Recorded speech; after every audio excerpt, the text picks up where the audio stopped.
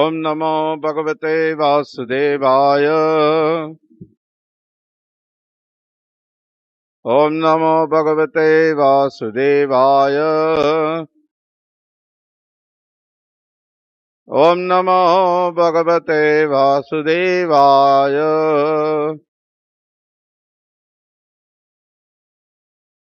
பகவத்கீதை உண்மை உருவில் 7வது அத்தியாயம் பூரணத்தின் ஞானம் 18வது ஸ்லோகம். திரும்ப சொல்லுங்க. உதாரம் சர்வே ஏவம் ஏதே ஞானி து ஆத்மா ஏவ மே மதம் ஆஸ்திதः சஹ ஹி யுக்தாத்மா மாம் ஏவ அனுத்தமம் அனுத்தமாம் கதிம் உதார சர்வ ஏவைதே ஞானி த்வாத்மைவ மே மதம் ஆஸ்திதः சஹி யுக்தாத்மா மாமேவானுத்தமாம் கதிம்.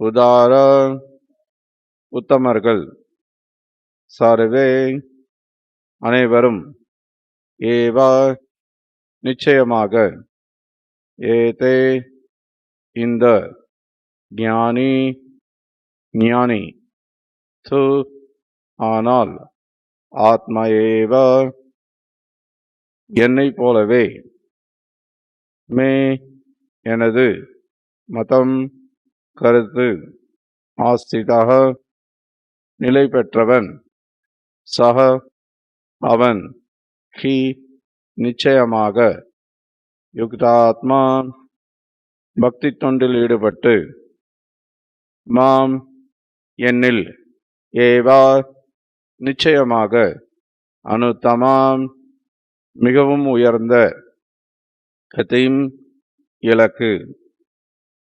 மொழிபெயர்ப்பும் பொருளுரையும் வழங்கியவர் அகில உலக கிருஷ்ண பக்தி இயக்கத்தின் ஸ்தாபக ஆச்சாரியர் தெய்வ திரு பக்தி வேதாந்த சுவாமி ஸ்ரீல பிரபுபாதர். மொழிபெயர்ப்பு. இந்த பக்தர்கள் அனைவருமே சந்தேகமின்றி உத்தமர்கள்தான். ஆயினும் என்னை பற்றிய ஞானத்தில் நிலைபெற்றுள்ளவனை நான் என்னை போலவே கருதுகிறேன். அவன் எனது உன்னத தொண்டில் ஈடுபட்டிருப்பதால் மிக உயர்ந்த பக்குவ இலக்கான என்னை அவன் அடைவது உறுதி. பொருளுரை. அறிவிற்குன்றிய பக்தர்கள் பகவானுக்கு பிரியமானவர்கள் அல்ல என்று நாம் புரிந்து கொள்ளக்கூடாது. அனைவரும் உத்தமர்களே என்று குறிப்பிடுகிறார் பகவான். ஏனெனில் எந்த நோக்கமாக இருந்தாலும் பகவானிடம் வருபவர்கள் அனைவருமே மகாத்மாக்கள், மிகச்சிறந்த ஆத்மா என்று அழைக்கப்படுகின்றனர். பக்தி தொண்டின் மூலம் சில பலன்களை விரும்பும் பக்தர்களையும் பகவான் ஏற்றுக்கொள்கிறார். ஏனெனில் அங்கும் அன்பு பரிமாற்றம் இருக்கின்றது. அவர்கள் இறைவனிடம் சில பௌதிக லாபங்களை பாசத்துடன் வேண்டுகின்றனர். அப்பலன்களை அடைவதால் திருப்தியுற்று பக்தி தொண்டில் மேன்மேலும் முன்னேறுகின்றனர். இருப்பினும் பூரண ஞானத்துடன் இருக்கும் பக்தன் இறைவனுக்கு மிகவும் பிரியமானவனாக கருதப்படுகிறான். ஏனெனில் அவனது ஒரே நோக்கம் அன்புடனும் பக்தியுடனும் இறைவனுக்கு சேவை செய்வது மட்டுமே. அத்தகு பக்தனால் இறைவனின் தொடர்பின்றி, சேவையின்றி ஒரு நொடியும் வாழ இயலாது. அதுபோலவே பரமபுருஷரும் தனது பக்தர்களின் மீது மிகவும் பிரியமுடையவர். அவரை பக்தனிடமிருந்து பிரிக்க முடியாது. ஸ்ரீமத் பாகவதத்தில் 9வது ஸ்கந்தம் 4வது அத்தியாயம் 68வது ஸ்லோகத்தில் இறைவன் கூறுகிறார், சாதவோ ஹிருதயம் மக்யம் சாதுனாம் ஹிருதயம் த்வஹம் மதன்யத் தே ந ஜானந்தி நாஹம் தேப்யோ மனாகதி. பக்தர்கள் எப்போதும் தனது இதயத்தில் உள்ளனர். நான் எப்போதும் பக்தர்களின் இதயத்தில் உள்ளேன். பக்தனுக்கு என்னை தவிர வேறு எதுவும் தெரியாது. நானும் பக்தனை மறக்க முடியாது. எனக்கும் தூய பக்தர்களுக்கும் இடையே நெருங்கிய உறவு உண்டு. முழு அறிவுடன் விளங்கும் தூய பக்தர்கள் ஒருபோதும் ஆன்மீகத்தை விட்டு விலகுவதில்லை. எனவே அவர்கள் எனக்கு மிகவும் பிரியமானவர்கள்.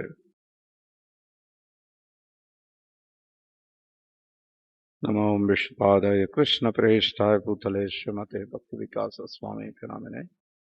நமோ விஷ்ணுபாதாய கிருஷ்ண பிரேஷ்டாய பூதலே ஸ்ரீமதே பக்தி வேதாந்த சுவாமி நாமினே. நமஸ்தே சாரஸ்வதி தேவே கௌரவாணி பிரச்சாரிணி निर्विशेष शून्यवादी पाश्चात्य देशतारिणी. जय श्री कृष्ण चैतन्य प्रभु नित्यानंद श्री अद्वैत गदाधर श्रीवासादि गौर भक्त वृंद. हरे कृष्ण कृष्ण कृष्ण हरे हरे, हरे राम राम राम हरे हरे. हरे कृष्ण. ஸோ இங்கே 7வது அத்தியாயம் பூரணத்தின் ஞானம் தலைப்பில் ரொம்ப முக்கியமான ஒரு பகுதியை பார்த்துட்டு இருக்கோம். இங்க இந்த ஸ்லோகத்துக்கு முன்னாடி என்ன நம்ம கேட்டோன்றத படிச்சாதான் இந்த ஸ்லோகத்துல கிருஷ்ணர் ஏன் இந்த கருத்தை சொல்றாருன்றது புரிய வரும். ஏன்னா இந்த மொழிபெயர்ப்பை பார்த்தீங்கன்னா எப்படி தொடங்குறார், இந்த பக்தர்கள் அனைவருமே சந்தேகமின்றி உத்தமர்கள் தான் அப்படிங்கிறார். அப்போ யாரை பத்தியோ முன்னாடி பேசியிருக்கிறார், அது யாருன்னு தெரிஞ்சுக்கணும். அது தெரியாம இதை மட்டும் படிச்சோம்னா யாரையோ பத்தி பேசுறார் அப்படின்னு நம்ம சரியான புரிதல் இல்லாம இருக்கலாம். ஸோ அதுக்கு இப்போ முதல்ல சுருக்கமா இந்த அத்தியாயத்துல இதுவரைக்கும் என்ன கிருஷ்ணருக்கும் அர்ஜுனனுக்கும் இடையில நடந்திருக்கு அப்படின்றத நம்ம புரிஞ்சிட்டோம்னா எப்படி கிருஷ்ணர் இந்த ஸ்லோகத்தை பேசுறாருன்றது நமக்கு புரிய வரும். ஸோ முதல்ல கிருஷ்ணரை பற்றி அவர்கிட்ட இருந்தே கேட்பதன் மூலமா எப்படி கிருஷ்ணரை பூரணமாக அறிந்து கொள்ளலாம் அப்படின்ற விஷயத்தை கிருஷ்ணர் விளக்குறார். தர்ஷனும் முதல் ஸ்லோகத்திலேயே என்னிடம் இருந்து கேட்பாயாக அப்படிங்கிறார். ஸோ அப்படி கிருஷ்ணர்கிட்ட இருந்து கேட்கறது மூலமா கிருஷ்ணர் சொல்றார், அதுக்கப்புறம் நீ தெரிஞ்சுக்க வேண்டியது எதுவுமே இருக்காது. அந்த அளவுக்கு இது பூரணமான ஞானம் அப்படின்ற விஷயத்தையும் சொல்றார். அந்த பூரணமான ஞானம்ன்றது இந்த உலகத்துல இருக்கக்கூடிய ஜீவாத்மாக்களான நம்ம, இந்த இயற்கை, இது ரெண்டத்தையும் கட்டுப்படுத்தக்கூடிய பகவான் இதை உள்ளடக்கியது. அதுதான் பூரண ஞானம். ஸோ அப்ப இந்த இயற்கைன்றது என்ன, ஜீவாத்மாக்கள்ன்றவங்க யாரு, இது ரெண்டத்தையும் பகவான் எப்படி கட்டுப்படுத்துறாருன்றத இந்த அத்தியாயத்துல விளக்குறார். அவர் எப்படி எல்லா காரணங்களுக்கும் காரணமா இருக்கிறேன் அப்படிங்கிறத 4வது ஸ்லோகம் தொடங்கி 12வது ஸ்லோகம் வரைக்கும் மத்த பரதரம் ஞான கிஞ்சிதசி தனஞ்ச, எப்படி இந்த நூல்ல முத்துக்கள் எல்லாம் கோர்க்கப்பட்டிருக்கோ அது மாதிரி எல்லாம் என்னால் தாங்கப்படுகிறது, எல்லாத்துக்கும் காரணம் நான் தான், இந்த மாதிரி பல விளக்கங்களை கொடுக்கிறார். அதுக்கப்புறம் எப்படி இந்த பிரபஞ்சம் பராமரிக்கப்படுது, இந்த இயற்கை, இந்த படைப்பு எப்படி தாங்கப்படுது அப்படின்ற விளக்கங்களை கொடுக்கிறார். அதுக்கப்புறமா இப்போ கிருஷ்ணரை யாரால தெரிஞ்சுக்க முடியும், யாரால தெரிஞ்சுக்க முடியாது, இந்த விளக்கத்தையும் கொடுக்கிறார். ஸோ முதல்ல 15வது ஸ்லோகத்துல 4 விதமான மக்கள் கிருஷ்ணர்கிட்ட சரணடையாதவர்கள், கிருஷ்ணரை அவங்க தெரிஞ்சுக்க முடியாதுங்கிறார், தீயோர்கள். அதே மாதிரி 16வது ஸ்லோகத்துல 4 விதமான பேர் கிருஷ்ணரை அணுகக்கூடியவர்கள், நல்லவர்கள், சுக்ரித்தினா, அர்த்தார்த்தி ஜிக்யாசு ஞானி. இந்த 4 விதமான பேர் சுக்ரித்தினா, நல்லவர்கள், அவங்க என்னை அணுகுறாங்க அப்படிங்கிறார். அதை தொடர்ந்து 17வது ஸ்லோகத்துல இதுல ஞானி சிறந்தவர், இதுக்கு முந்தைய ஸ்லோகம் கேட்டிருப்பீங்க. இந்த 4 பேர்ல ஞானி நல்லவர்கள், சிறந்தவர் அப்படிங்கிறார். 4 பேர் பார்க்கும்போது 4 பேருமே என்னை அணுகுறாங்க, ஆனா அதுல ஞானி சிறந்தவர் அப்படின்ற விளக்கத்தை முந்தைய ஸ்லோகத்துல சொல்லியிருக்கிறார், 17வது ஸ்லோகத்துல. இப்போ அதை தொடர்ந்து சொல்றார், இந்த பக்தர்கள் அனைவருமே சந்தேகமின்றி உத்தமர்கள். அதுக்காக ஞானி மட்டும்தான் பக்தே, மற்றவங்களை எல்லாம் நம்ம உதாசீனப்படுத்தணும்ன்ற அர்த்தம் கிடையாது அப்படின்றத இங்க சொல்லாம சொல்றாரு. இந்த பக்தர்கள் அனைவருமே சந்தேகமின்றி உத்தமர்கள் தான். யாரு? அர்த்தா, அர்த்தாத்தி, ஜிக்யாசு, மீதி 3 பேரும் கூட அவங்களதான் இங்க குறிப்பிடுறாரு. ஆயினும் என்னை பற்றிய ஞானத்தை நிலை பெற்றுள்ளவனை நான் என்னை போலவே கருதுகிறேன். இருந்தாலும் அந்த ஞானியே இன்னும் உயர்வாவே பேசுறாரு. அர்த்தார்த்தி ஜிக்யாசு உதாசீனப்படுத்தணும்ன்றது அர்த்தம் கிடையாது. அவங்களும் உத்தமர்கள் தான். ஏன்னா என்னை அணுகுறாங்க. என்னை அணுகிறதுன்றது ஒரு உயர்ந்த விஷயம். ஏன்னா அவங்க எப்படியும் தூய்மை அடைஞ்சிடுவாங்க. ஏன்னா என்னை அணுகும் போது என்னுடைய பக்தர்கள் சங்கம் கிடைக்குது. அவங்க தூய்மை அடைகிறதுக்கான வாய்ப்பு இருக்கு. ஸோ இருந்தாலும் ஞானி இன்னும் மேலான நிலை தான் இருக்கான். அவன் எனது உன்னத அன்பு தொண்டில் ஈடுபட்டிருப்பதால் மிக உயர்ந்த பக்குவ இலக்கான என்னை அவன் அடைவது உறுதி. இதான் இங்க கிருஷ்ணர் விளக்குறார். இப்போ ஸ்ரீல விஸ்வநாத் சக்கரவர்த்தி தாக்கூர் இந்த ஸ்லோகத்துக்கான விளக்கத்துல என்ன சொல்றார் அப்படின்னா, இந்த அர்த்தார்த்தி, ஜிக்யாசு இவங்க எல்லாம் முக்கியம் இல்லையா அப்படின்ற ஒரு கேள்வி எழுந்திருக்கலாம் முந்தைய ஸ்லோகம் 17வது ஸ்லோகம் கேட்ட உடனே. ஸோ அது தொடர்பாக தான் இங்க சொல்றார், இல்லை அவங்களும் முக்கியம்தான் அப்படிங்கிறார். ஸோ சில விஸ்வநாத் சக்கரவர்த்தி தாக்கூர் இப்போ இதே மாதிரி ஒரு கேள்வி எழுப்பி அதுக்கு பதில் கொடுக்கிறார். அது அப்படி அல்ல. ஏன்னா இங்க உதார இந்த வார்த்தை உபயோகிக்கிறார். அப்படின்னா என்னை வழிபடுபவர்கள் அப்படின்ற கருத்தை இங்க சொல்றாரு. என்னிடமிருந்து அவர்கள் விரும்பும் ஒன்றை நான் எப்படியும் கொடுக்க தயாராக இருந்தேன். இப்போ அர்த்தார்த்தி அப்படின்னு பார்த்தோம்னா அவங்க யாரு? எனக்கு பொருள் வேணும், அது வேணும், இது வேணும், பெயர் புகழ் வேணும், இந்த மாதிரி ஏதாவது ஒரு எதிர்பார்ப்போட வர்றவங்க, அல்லது எனக்கு இந்த பிரச்சனை தீரணும், எனக்கு முதுகு வலி இருக்கு, எனக்கு இந்த கவலை இருக்கு, அந்த பிரச்சனை இருக்கு, இதை தீர்த்து வைங்கன்னு வர்றவங்க இல்லையா? ஸோ இந்த மாதிரி ஏதாவது ஒரு நோக்கத்தோடு வந்தாலும் கூட எப்படி இருந்தாலும் அவங்களுக்கு நான் தான் செய்யறேன். அதை அவங்க என்னை தேடி என்னை கேட்கலன்னா கூட எல்லா ஜீவன்களுக்கும் சமூகம் சர்வபூதேஷு எல்லாருக்குமே நான் அதை செய்யறேன். இப்ப என்னை தேடி வர்றவங்களுக்கு எப்படியும் நான் செய்ய தான் போறேன். அவங்க என்கிட்ட கேட்டாலும் கேட்கலன்னாலும் அதுக்கு கொடுக்க நான் தயாரா தான் இருக்கேன். அதனால இப்போ அவங்க என்னை நோக்கி வந்துட்டதுனால எனக்கு ரொம்ப பிரியமானவர்கள் ஆயிடுறாங்க. அவங்க வரலைன்னாலும் நான் கொடுக்க தான் போறேன். என்கிட்ட இப்போ அவங்களா கேட்குறாங்க, ஸோ நான் கொடுக்க போறேன். அதனால என்கிட்டயே கேட்டதுனால அவங்க எனக்கு பிரியமானவர்கள். அவர்களை என்னை திருப்திப்படுத்துவதற்கு நிறைய கொடுக்கிறார்கள். நான் என் பக்தர்களிடம் மிகவும் அன்பாக இருக்கிறேன். இருப்பினும் ஞானி என்னுடைய சுயத்தை போன்றவர், என்னை போலவே அப்படின்னு சொல்றாரு இல்லையா இந்த ஸ்லோகத்துல. ஆத்மாயவே மதம் அப்படின்னா என்னை போலவே. ஏன்னா என்னை வணங்கும் போது அவர் எந்த நன்மைக்காகவும், அதாவது எனக்கு சொர்க்கம் வேணும், முக்தி வேணும், எனக்கு அது வேணும், இது வேணும்னு எந்த விஷயத்துக்கும் ஒரு ஞானம் உள்ளவன், பூரண அறிவுள்ளவன் வேண்டுவது கிடையாது.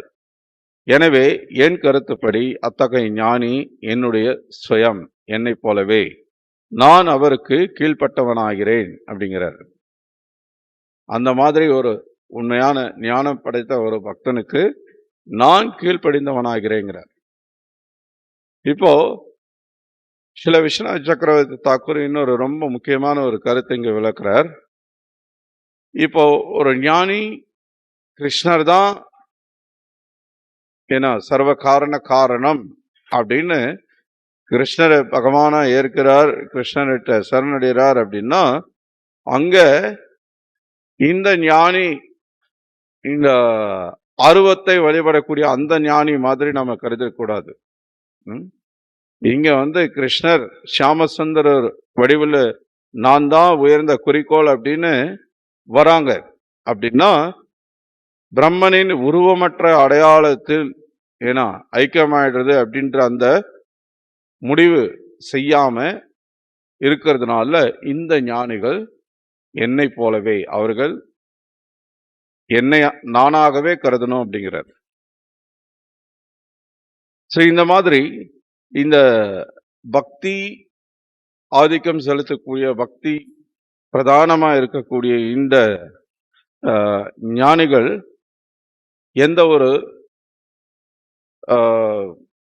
முற்றிலும் ஆசைகள் இல்லாதவர்கள் சொல்ல முடியாது. இருந்தாலும் அவங்க பக்தி பிரதானமான நோக்கமா அவங்களது இருக்கு. ஸோ அப்படி இருக்கிறதுனால பகவான் பக்தவத்சலர்னு அறியப்படுறார். பக்தர்களுக்கு மிகவும் பிரியமானவர்.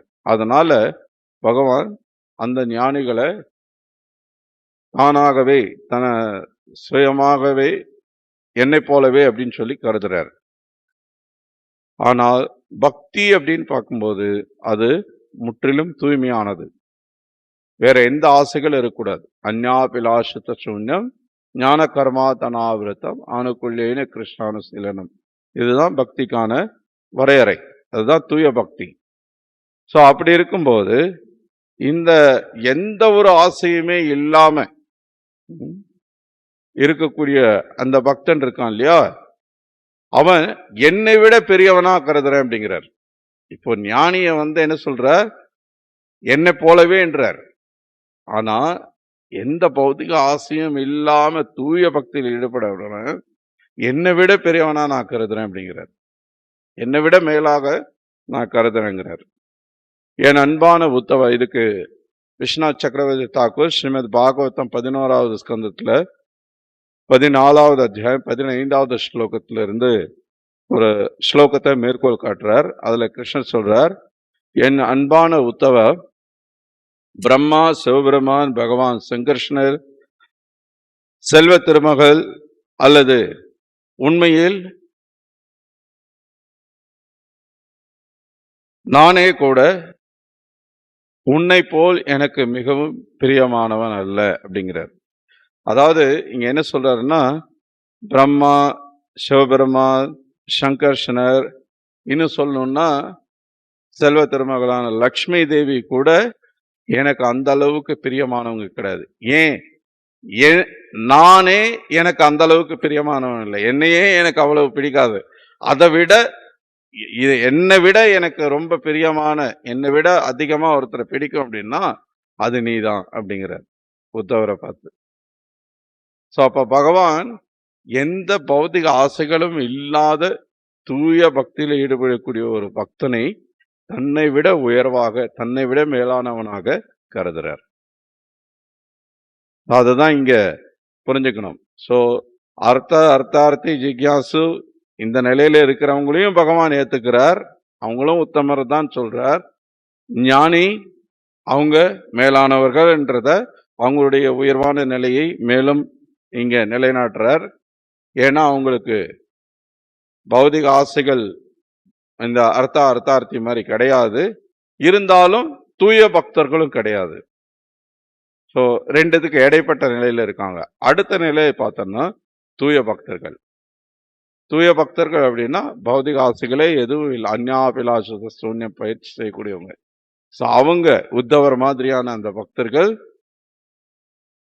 லக்ஷ்மி தேவியை விட, சங்கர்ஷனரை விட, சிவபெருமானை விட, பிரம்மாவை விட, இன்னும் சொல்லணும்னா பகவான் சொல்றார் என்னை விட எனக்கு மேலானவர்கள், பிரியமானவர்கள் அப்படின்னா அந்த மாதிரி தூய பக்தியில் ஈடுபடக்கூடிய பக்தர்கள் அப்படிங்கிறார். ஸோ இதே அர்த்தத்துல சொல்லக்கூடிய இன்னொரு ஸ்லோகத்தை இங்க பிரபுபாதர் மேற்கோள் காட்டுறார் பொருளுரையில. அதே ஸ்ரீமத் பாகவதத்திலிருந்து. இது 9வது ஸ்கந்தம். சாதவோ ஹிருதயமஹ்யம் சாதுனாம் ஹிருதயம் துவகம் மதன்யத்தே ந ஜானந்தி நாகம் தேப்யோ மனாகபி. இது ரொம்ப ஒரு பிரபலமான ஒரு ஸ்லோகம். சாதவோ ஹிருதயமஹ்யம் இந்த வாக்கியத்தை பிரபுபாதர் பலமுறை மேற்கோள் காட்டியிருக்கிறார் அவருடைய உபன்யாசங்கள்ல மற்ற புத்தகங்கள்ல. ரொம்ப எளிமையான வார்த்தைகள் தான், ஈஸியா புரிஞ்சுக்கலாம். சாதவோ அப்படின்னா சாதுக்கள், ஹிருதயம் அப்படின்னா இதயம், இதயத்துல என்னுடைய இதயத்துல அவங்க தான் மையமா இருக்காங்க அப்படிங்கிறார். சாதுக்கள். சாதவோ ஹிருதய மையம் சாதுனாம் ஹிருதயம் தொகம். சாதுக்களுடைய இதயத்துல நான் இருக்கேன், என்னுடைய இதயத்துல யார் இருக்காங்கன்னா சாதுக்கள். ஸோ சாதுக்கள்னா யாரு? பக்தர்கள். பரித்ராணாய சாதுனாம் அப்படின்னு கிருஷ்ணன் சொல்லும்போது அதை பிரபுபாதர் விளக்குறாரு. இங்க சாதுன்னு சொல்லும்போது அது பக்தர்களை குறிக்குது அப்படிங்கிறார். ஸோ இங்க இந்த ஸ்ரீமத் பாகவதம் 9வது ஸ்கந்தத்துல இந்த ஸ்லோகம் அம்பரீஷ மகாராஜர், துர்வாசர் அந்த லீலையில வரக்கூடிய ஒரு முக்கியமான ஒரு ஸ்லோகம். அந்த லீலையினுடைய மைய கருத்துவே இந்த ஸ்லோகத்துல தான் இருக்கு. இதை அடிப்படையா கொண்டுதான் அந்த லீலை மொத்தமும் நடக்குது. ஸோ இப்போ இந்த லீலை நம்ம எல்லாருக்கும் தெரியும், பல முறை நம்ம கேட்டிருக்கோம். அம்பரீஷர் ஒரு மிகச்சிறந்த ஒரு பக்தர். அவர் விரதம் இருந்துட்டு இது விரதம் முடிக்க வேண்டிய நேரம் வருது. அந்த சமயத்துல துர்வாசர் அங்க விருந்தாளியா வர்றார். அவருக்கு உணவு தயார் செய்யறார். துர்வாசர் குளிச்சுட்டு வர்றதுக்காக சீடர்களோட போறார். ஆனா அவர் தாமதம் பழக்கிறார் வேணும்னே. ஸோ இப்போ என்ன பண்றது தெரியல. எப்படி விரதத்தை முடிக்காமையும் இருக்க முடியாது. உபவாசம் இருந்தது அர்த்தம் இல்லாம போயிடும். அதே சமயத்துல விருந்தாளிகள் சாப்பிடுறதும் தர்மம் கிடையாது. ஸோ மிகச்சிறந்த பக்தர்ன்றதுனால ரொம்ப பெரிய ஆலோசனையில் ஈடுபடுறார். அங்க இருக்கிற பிராமணர்கள் எல்லாம் கலந்து ஆலோசிக்கும் போது நீங்க கொஞ்சம் தண்ணி மட்டும் குடிக்கலாம் அப்படின்ற ஒரு முடிவுக்கு வராங்க. தண்ணி குடிச்சா அது விரதத்தை முடிச்ச மாதிரியும் ஆகுது. ஏன்னா நீங்க தானியங்கள் எதுவும் இருக்காததுனால அது விரதத்தை முடிக்காத மாதிரியும் ஆயிடும். ஸோ அப்படின்ற அந்த ஆலோசனையை கேட்டு அவர் தண்ணி குடிக்கிறார். துர்வாசர் திரும்பி வர்றார். அவருக்கு அது தெரிஞ்சு போயிடுது. அவர் கோவப்படுறார். உடனே ஒரு அசுரனை தலைமுடியை புடுங்கி ஒரு அசுரனை உருவாக்கி அம்பரீஷரை கொல்ல பார்க்கிறார் இல்லையா? இப்போ இந்த லீலையில பார்த்தோம்னா உடனே அம்பரீஷர்கிட்ட இருந்து ஒரு ரியாக்ஷனும் கிடையாது. அவர் அப்படியே நின்ன இடத்துல ஒரு அங்குலம் கூட நகராம அப்படியே கை கூப்பி வண்ணம் அப்படியே நிக்கிறார். என்ன நடக்குது அப்படின்னு அப்படியே ஏதோ வேடிக்கை பார்க்குற மாதிரி பார்த்துட்டு இருக்கிறார். ஏன்னா அவர் துர்வாசர் இவ்வளவு கோபம் அடைகிறார், தன்னை கொல்ல போறார், உயிருக்கு ஆபத்து வருது, அசுரன் கொல்ல வரான். இப்படி ஒரு சூழல்ல இந்த மாதிரி இருக்கிறதுன்றது அவ்வளவு சாதாரண விஷயம் கிடையாது. நம்ம கேட்கும்போது நம்மளாம் அந்த மாதிரி பண்ணலாம் அப்படின்னு நமக்கு தோணும். ஆனா உண்மையிலேயே அப்படி ஒரு சூழ்நிலை வரும்போது, ஒரு ஆபத்து வரும்போது, நம்ம வண்டியில போயிட்டு இருக்கிறோம். ஏன்னா எதிரில் வர வண்டி நம்ம ஒழுங்கா போயிட்டு இருப்போம். எதிரில் வரவன் இடிக்கிற மாதிரி வரான் அப்படின்னா அப்ப தெரியும் நம்முடைய சுய ரூபம் என்னன்றது. அது ஐயோ அம்மா இந்த மாதிரி ஏதாவது ஒண்ணு கத்துவோம். கிருஷ்ணரை மறந்துடும் அந்த சமயத்துல. பல முறை நமக்கு ஞாபகம் இருக்கலாம். அப்கோர்ஸ் உண்மையிலேயே கிருஷ்ண உணர்வுல நல்ல பயிற்சி செய்திருக்கக்கூடிய பக்தர்கள் கிருஷ்ண நாமத்தை சொல்லுவாங்க, கிருஷ்ணரை கூப்பிடுவாங்க. பட் பெரும்பாலும் அது அவ்வளவு சுலபம் கிடையாது. உண்மையிலேயே நம்ம கிருஷ்ண உணர்வை பயிற்சி செய்யலன்னும் போது. இந்த மாதிரி ஒரு சூழல். இப்போ பகவான் உடனே அதுக்கு ரியாக்ட் பண்றாரு. அம்பரீஷர் ஒன்றும் பண்ணல. ஆனா அம்பரீஷருக்கு பிரச்சனைன்னு ஒண்ணு, பகவான் ஒரு வினாடி கூட தாமதிக்காம அவருடைய சுதர்சனத்தை அனுப்பி காப்பாத்துறாரு. அந்த அசுரன் கொல்லப்படுறான் உடனே. அது மட்டும் இல்ல, துர்வாசரை துரத்துது இந்த சுதர்சன். இப்ப துர்வாசர் பிரபஞ்சத்துல, அப்கோர்ஸ் இது நீண்ட கதை, நமக்கு எல்லாத்தையும் சொல்றதுக்கு நேரம் இல்லை. ஸோ பிரபஞ்சத்துல எல்லா பக்கமும் ஓடுறார். தேவர்கள்ட்ட போறார், முடியாதுன்றாங்க. எங்களால சுதர்சனத்தை எதிர்த்து சண்டை போட்டு உங்களை காப்பாற்ற முடியாதுன்றாங்க. பிரம்மா கிட்ட போறார், பிரம்மா கை விரிச்சிடுறார், முடியாது. சரி, துர்வாசர் நம்ம வழிபடுற சிவபெருமான் இருக்கிறார், ரொம்ப சக்தி வாய்ந்தவர், அவர் காப்பாற்றுவார் நினைச்சு அங்க போறார். சிவபெருமானும் சுதர்சனன்றது நாராயணனுடைய அஸ்திரம், ஏன்னா அவரை எதிர்த்து சண்டை போடுற, சுதர்சனத்தை எதிர்த்து சண்டை போடுறதுக்கெல்லாம் யாருக்குமே தகுதி கிடையாது, பெட்டர் நீ அவர்கிட்டயே நாராயணர்கிட்டயே போய் அடைக்கலம் பெற்றுக்கொள் அப்படின்னு சொல்லி அவரை அனுப்பிடுறார். ஸோ வேற வழியே இல்லாம பகவான்கிட்ட வந்து நிற்கிறார். ஸோ பகவான்கிட்ட வந்து நிற்கும் போது பகவானுக்கும் அவருக்கும் இடையில ஒரு நீண்ட உரையாடல் நடக்குது. இப்போ பகவான் துர்வாசர் வந்த உடனே துர்வாசர்கிட்ட கேட்கிறார், உண்மையிலேயே சிவபெருமான் பிரம்மா இவங்க எல்லாம் உன்னை வந்து காப்பாற்ற முடியும்னு நீங்க நினைச்சிங்களா? அதனாலதான் அவங்க கிட்ட போய் நீங்க அடைக்கலம் பெற முயற்சித்தீங்களா? இந்த சுதர்சனத்தின் சக்தி என்னன்றது உங்களுக்கு தெரியாதா அப்படின்ற ஒரு கேள்வி எழுப்புறாரு. சரி, இப்போ அப்படி நீங்க அவங்க கிட்ட அடைக்கலம் பெற்ற போது அவங்க எப்படி முடியாதுன்னு கை விரிச்சாங்களோ, இப்ப நானும் அதே நிலையில தான் இருக்கேன். என்னாலையும் இப்ப அதை ஒண்ணும் பண்ண முடியாது. சுதர்சனத்தை இப்ப என்னாலையும் நிறுத்த முடியாது, அது என்னுடைய கட்டுப்பாட்டுல இல்லை அப்படின்றவர். ஏன்னா நான் என்னுடைய பக்தர்களை சார்ந்து இருக்கிறேன், நான் சுதந்திரமானவன் இல்லை அப்படிங்கிறார். அப்ப துர்வாசர் கேட்கிறார், இல்லையே நீங்க சுதந்திரமானவர் தானே, ஸ்வராட் அப்படின்னு உங்களை சாஸ்திரம் சொல்லுது, எல்லா பெரிய ரிஷி முனிவர்களும் சொல்றாங்க, நீங்க தான் முழு சுதந்திரமானவர். அவர் சொல்ற, அது உண்மைதான், நான் சுதந்திரமானவன் தான், ஆனா நானா விருப்பப்பட்டு என்னுடைய பக்தனுடைய கட்டுப்பாட்டில் இருக்கிறேன். என்னுடைய பக்தனுடைய கட்டுப்பாட்டில் என்னுடைய விருப்பத்தின் பேர்ல நான் இருக்கிறேன். பார்க்குறோம் இல்லையா, இந்த தாமோதர லீலா எப்படி கிருஷ்ணர் விரும்பிதான் தன்னை கட்டுப்பட வச்சுக்கிறார் இல்லையா? கிருஷ்ணர் விரும்பாத வரைக்கும் யசோதம்மா எவ்வளவோ முயற்சிக்கிறாங்க, ஆனா உங்களால கட்டுப்பட முடியல. அந்த 2 அங்குலம் அந்த கயிறு பத்தாமையே போயிட்டு இருக்கு, எவ்வளவு முயற்சித்தாலும். ஸோ கிருஷ்ணர் என்ன சொல்றாருன்னா, என்னுடைய பக்தர்களின் கட்டுப்பாட்டுல நானா விரும்பி இருக்கேன் அப்படிங்கிறார். அப்ப துர்வாசர் சொல்றார், பக்தர்கள் அது மாதிரி விரும்புறது இல்லையே, பக்தர்கள் நான் பகவானை கட்டுப்படுத்தணும்னு சொல்லி அவங்க யாரும் பக்தி பண்றது இல்லையே, எந்த பக்தர்களுடைய விருப்பமும் அந்த மாதிரி இல்லையே, அப்ப நீங்க ஏன் அந்த மாதிரி விரும்புறீங்க அப்படிங்கிறாரு.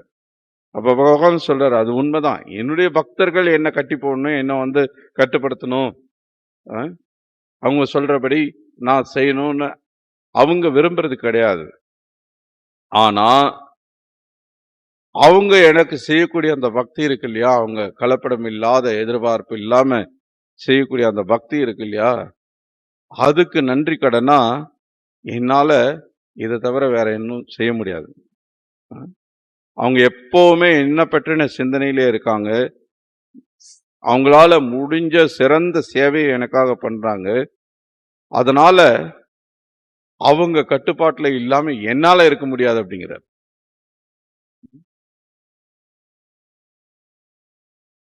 இப்ப துர்வாசர் திரும்பி கேட்கிறார், ஆனா அதெல்லாம் இருக்கட்டும், இப்ப நான் இவ்வளவு கஷ்டப்பட்டுட்டு இருக்கேன், இவ்வளவு வேதனையில, இப்ப இவ்வளவு பதட்டத்தோட, ஏன்னா பிரபஞ்சம் முழுக்க சுத்திட்டு எல்லா தேவர்கள்ட்டையும் பிரம்மா சிவன் உட்பட எல்லார்ட்டையும் அடைக்கலம் கேட்டு கடைசியில உங்ககிட்ட வந்து நான் அடைக்கலம்காக வந்திருக்கேன். நான் ஒரு பிராமணன், நான் ஒரு ரிஷி,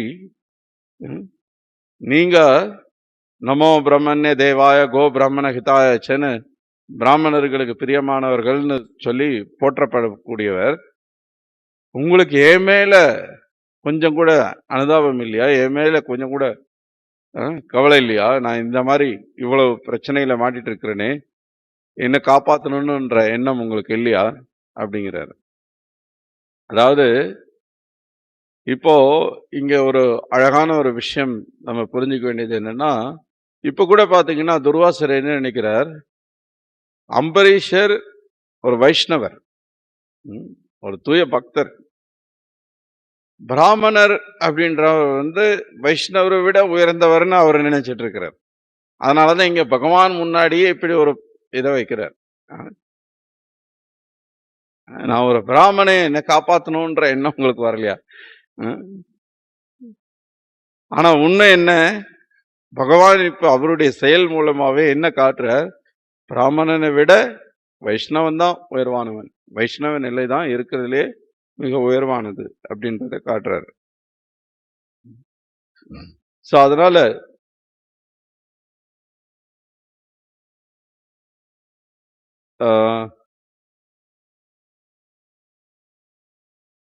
பகவான் சொல்றார், இதெல்லாம் உங்களால புரிஞ்சு கொள்ள முடியாது அப்படின்ட்டு அவர் மேலோட்டமா சில பதில் சொல்ல முயற்சிக்கிறார். ஏன்னா இவர் திரும்ப திரும்ப நிறைய கேள்வி கேட்கிறார். அப்போ துர்வாசருக்கு வந்து பகவானுக்கும் பக்தர்களுக்கும் இடையில இருக்கக்கூடிய அந்த உறவு எந்த அளவுக்கு மேன்மையானது, எவ்வளவு உயர்வானது அப்படின்றத அவரால் புரிஞ்சுக்க முடியல. அப்ப துர்வாசர் கேட்கிறார், பகவானே ஏன் நீங்க உங்களுடைய பக்தர்கள் மீது இவ்வளவு அன்பு வச்சிருக்கீங்க, இவ்வளவு நேசிக்கிறீங்க, என்ன காரணம் அப்படிங்கும் போது அப்ப பகவான் சொல்றார், இது ஒரு துரதிர்ஷ்டமான ஒரு நபர், இவர் இப்படி ஒரு கேள்வி கேட்கிறாரு. ஒரு பகவான் பக்தன்கிட்ட ஏன் அன்பு வச்சிருக்கிறார், ஏன் நேசிக்கிறார் அப்படின்ற ஒரு விஷயத்த புரியாம கூட இப்படி ஒரு கேள்வி கேட்கிறாரு. ஏன்னா இவர் ரொம்ப கடுமையான தவம் எல்லாம் புரிஞ்சு விரதம் எல்லாம் இருந்து அவர் வந்து அவருடைய இதயத்தை வந்து ரொம்ப இறுக்கமாக்கிட்டார். அவர் வந்து ஏன்னா இந்த மாதிரி அன்பு பரிமாற்றம், பாசம், இந்த மாதிரியான விஷயத்த எல்லாம் அவர் உணர முடியாத நிலைக்கு வந்துட்டார் அப்படின்றத பகவான் உணர்ந்து பகவானுக்கும் பக்தர்களுக்கும் இடையிலான அந்த அன்பு பரிமாற்றத்தின் அந்த மேன்மையான நிலையை வந்து முழுவதுமா வெளிப்படுத்தல. இருந்தாலும் இப்போ துர்வாசர் தொடர்ந்து கேட்கிறார், சரி அப்படி நீங்க காப்பாத்துறீங்க அப்படின்னா இப்போ பிரம்மா, சிவா இந்த மாதிரியான பெரிய தேவர்கள்லாம் உங்களுக்கு மிகப்பெரிய சேவையில ஈடுபடுறாங்க. ஏன்னா இந்த பிரபஞ்சத்தை நிர்வகிக்கிறது அப்படின்றது வந்து சாதாரண விஷயம் கிடையாது. அவங்க உங்களுடைய தொண்டுக்காக தான் அதை செய்யறாங்க, இந்த தேவர்கள்லாம். இப்ப அவங்களெல்லாம் இந்த மாதிரி காப்பாத்துனீங்கன்னா அதை புரிஞ்சுக்கலாம். துர்வாசர் அம்பரீஷர் வந்து ஒரு ராஜா. இப்ப சிவபெருமானோட பிரம்மாவோட கம்பேர் பண்ணும்போது பாத்தீங்கன்னா, ஒப்பிட்டு பாத்தீங்கன்னா அது அம்பரீஷர் ஒரு பெரிய நபர் கிடையாது. ஆனா அம்பரீஷரை காப்பாத்துறீங்க, இவங்களெல்லாம் உதாசீனப்படுத்துற மாதிரி இருக்கு, இவங்களை பொருட்படுத்தாத மாதிரி தெரியுது அப்படின்னு. அப்போ பகவானுக்கு உண்மையிலேயே கோபம் வருது. ரொம்ப கோபத்தோட பகவான் சொல்றார், அப்படின்னா அம்பரீஷர மாதிரியான தூய பக்தர்கள் பிரம்மா சிவனை விட கீழானவர்கள் நினைக்கிறீங்களா? அவங்களை விட தாழ்ந்தவர்கள் நினைக்கிறீங்களா அப்படின்னு ரொம்ப கோபத்தோட பேசுறார். ரொம்ப குரலை உயர்த்தி ரொம்ப கோபத்தோட அவருடைய உணர்ச்சியை வெளிப்படுத்துறார். சோ அங்க பகவான் சொல்றார், இப்போ கர்க சம்ஹிதால ஒரு ஸ்லோகத்தை மேற்கோள் காட்டி பல பகவானுடைய நாமங்கள் இருக்கு, அந்த நாமங்களுக்கான அர்த்தத்தை விளக்குறாங்க ஆச்சாரியர்கள். இப்போ அந்த ஸ்லோகத்துல இருக்கக்கூடிய பகவானுடைய பல நாமங்கள் இருக்கு. அதுல ஒண்ணு வந்து அஸ்வதந்திர அப்படின்னா அவர் சுதந்திரமானவர் அல்ல, பக்தர்களை சார்ந்து இருக்கக்கூடியவர். பகவான் அப்படின்னா பொதுவா சுதந்திரமானவர் என்று அறியப்படக்கூடியவர். ஆனால் அஸ்வதந்திர, ஸ்வதந்திர அப்படின்னா சுதந்திரமானவர், அஸ்வதந்திர அப்படின்னா சுதந்திரமானவர் அல்ல. பக்த பராதீனம் அப்படின்னா பக்தர்களால கட்டுப்படுத்தக்கூடியவர். சாது தனா அப்படின்னா பக்தர்களுக்கு மிக தாராளமானவர். பக்தர்கள் என்ன கேட்டாலும் கொடுத்துருவார். பக்தர்களுடைய விருப்பத்தை நிறைவேற்றுவார். ஸோ இந்த மாதிரி நிறைய நாமங்கள் இருக்கு, பெரிய பட்டியல் இருக்கு. சாது பிரியா, சாதுச்சாரி, சாது கிரஷ்டமனா, இது மாதிரி பல நாமங்கள் இருக்கு. இது மாதிரி அது ஒன்னொன்னுத்துக்கும் அவர் விளக்கம் கொடுக்கிறார். இந்த மாதிரி எல்லாம் என்னை போற்றப்படுது, நான் அறியப்படுகிறேன். ஸோ அதனால பக்தர்களை விட மேலானவர்கள், பக்தர்களை விட உயர்ந்தவர்கள் யாருமே கிடையாது. அதுவும் அம்பரீஷர் மாதிரி எந்த ஒரு எதிர்பார்ப்பும் இல்லாத தூய பக்தியில் ஈடுபடக்கூடியவர்களை விட உயர்வானவர்கள் யாருமே கிடையாது. என்னை விட அவங்கள மேலானவர்களா கருதுறேன். அப்ப வேற என்ன, இதை விட பெருசா வேற என்ன சொல்லிட முடியும்? பகவானே அப்படி சொல்றாரு அப்படின்னா, அப்ப அதை விட உயர்வான ஒரு விஷயம் வேற என்ன இருக்க முடியும்? அப்கோர்ஸ் இது பெரிய லீல, இதுல நிறைய விஷயங்கள் இதுக்கப்புறமும் வரப்போகுது. நிறைய உரையாடல், நீண்ட உரையாடல் நடக்குது. பட் இப்போ நமக்கு நேரம் இல்லை. பட் இதுல இருந்து இங்க பிரபுபாதர் அந்த ஸ்லோகத்தை மேற்கோள் காட்டிருக்கிறதுனால இப்போ இந்த லீலையிலிருந்து அதை நம்ம தொடர்புபடுத்தி பார்க்கலாம். பக்தின்றது எல்லாமே பக்தி தான். இப்போ முதல் நாள் ஒருத்தர் இஸ்கானுக்குள்ள ஹரே கிருஷ்ணான்னு சொல்லி பக்தர்களோட அறிமுகமாகறதுல இருந்து அவர் பக்தர் ஆயிடுறார். பக்தின்றது ஏன்னா ஒரு தடவை பகவான் நாமத்தை சொன்னாலே போதும், அவர் பக்தி பாதைக்கு வந்துடுறாருன்னு தான் அர்த்தம். ஆனா எல்லாருமே ஒரே தளத்துல இருக்கிறாங்க அப்படின்னு நம்ம நினைச்சிடக்கூடாது. பக்திலையும் வெவ்வேறு நிலைகள் இருக்கு.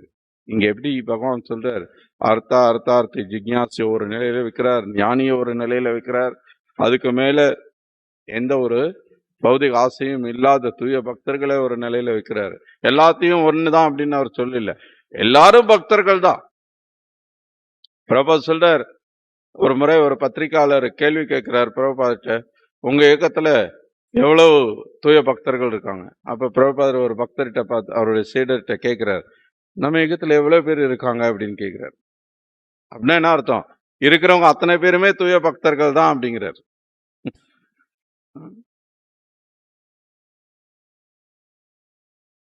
காரணம், நம்ம ஆல்ரெடி அந்த தூய பக்திக்கான அந்த பாதையில இருக்கிறோம்.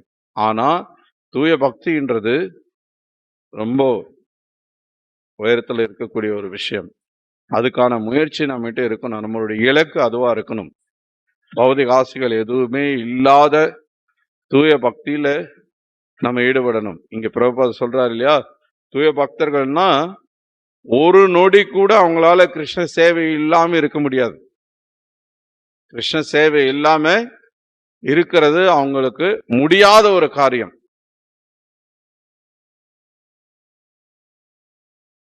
நமக்கு ஒரு சேவைன்னா என்ன பிரபு, இப்பதான் ஒரு சேவை முடிச்சா அதுக்குள்ள ஒரு சேவை கொடுக்குறீங்களே பிரபு. நமக்கு சேவைன்னா அவ்வளவு கசப்பா இருக்கு. பாவகா கூட சாப்பிட்டுடலாம் பிரபு அப்படின்றோம்.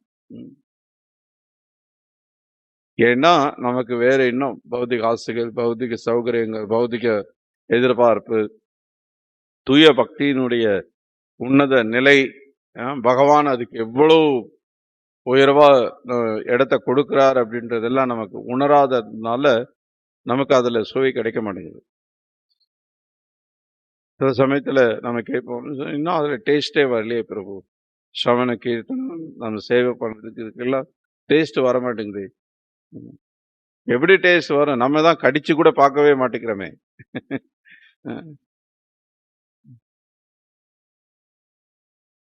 நம்ம செய்து பார்த்தோம் அப்படின்னா சுவை வரும். தினசரி மங்கள ஆரத்தி வரதா இருக்கட்டும், தினசரி வகுப்புகள்ல நம்ம கவனத்தோடு உட்காந்து கேட்கறதா இருக்கட்டும், ஜபம் பண்றதா இருக்கட்டும், எல்லாத்தையும் முழு ஈடுபாட்டோட நம்ம செய்யறோம் அப்படின்னா, உண்மையா செய்யறோம், நம்ம நேர்மையா செய்யறோம் அப்படின்னா கண்டிப்பா சுவை வரும். அதுதான் முகுந்த தத்த பிரபு, அறுபத்தாறு முகுந்த தத்த பிரபு ஸ்ரீரங்கம் கேம்ப்ல சொன்னார், எப்படி சுவை இல்லாம இருக்க முடியும், எப்படி உற்சாகம் இல்லாம இருக்க முடியும் ஒருத்தர்? இப்ப எல்லாத்தையும் நம்ம முறையா, உண்மையா, நேர்மையா நம்ம இது இது இது ஒரு ஒரு விதிமுறையா இருக்குன்றதுக்காக செய்யாம, இதனுடைய இலக்கு நம்ம ஆனந்தமா இருக்க போறோம், நமக்கு உண்மையான ஆத்ம சந்தோஷம் கிடைக்க போகுதுன்றத உணர்ந்து நம்ம செயல்படல அப்படின்னா, அப்ப நமக்கு உற்சாகம் கிடைக்காது. மங்களாரத்திக்கு வர்றது நமக்கு கஷ்டமா இருக்கு. வாய்ப்பு கிடைக்கும் போதெல்லாம் நம்ம தாமதப்படுத்தலாம் அல்லது போகாம தவிர்த்தரலாம் அப்படின்னு பார்க்குறோம். அல்லது முடிஞ்சா நம்ம வகுப்ப தவிர்த்தரலாம். முடிஞ்சா நம்ம இத பண்ணிடலாம். அந்த சேவையை செய்யறத விட்டுறலாம்.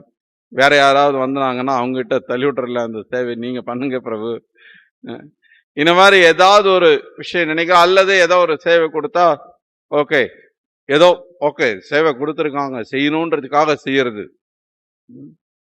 உண்மையிலேயே அதுல ஈடுபாடு காட்டுறது கிடையாது. நம்ம இப்போ இந்த கோயிலை சுத்தம் பண்ணுங்க பிரபு, ஒரு பக்கெட் தண்ணி கொண்டு வந்து ஊத்தி அப்படியே என்ன ஈரமாக்கிட்டோம்னா சுத்தமாயிடுச்சுன்னு அர்த்தம். சில சமயத்துல அப்படிலாம் நம்ம செய்யறது உண்டு. சேவை ஏதோ பேருக்கு. அந்த மாதிரி இல்லாம நம்ம முழு ஈடுபாட்டோடு சேவைன்னா சேவையாக செய்யணும். சேவைன்றது நம்ம இதயத்தை தூய்மைப்படுத்துறது, நம்ம பௌதிக ஆசைகள்ல இருந்து நம்மளை விடுவிக்கக்கூடிய ஒரு விஷயம். அந்த சரியான மனப்பான்மையோட நம்ம செயல்படுத்தும் போது கண்டிப்பா நமக்கு உற்சாகம் கிடைக்கும். கண்டிப்பா நமக்கு இதுல சுவை ஏற்படும்.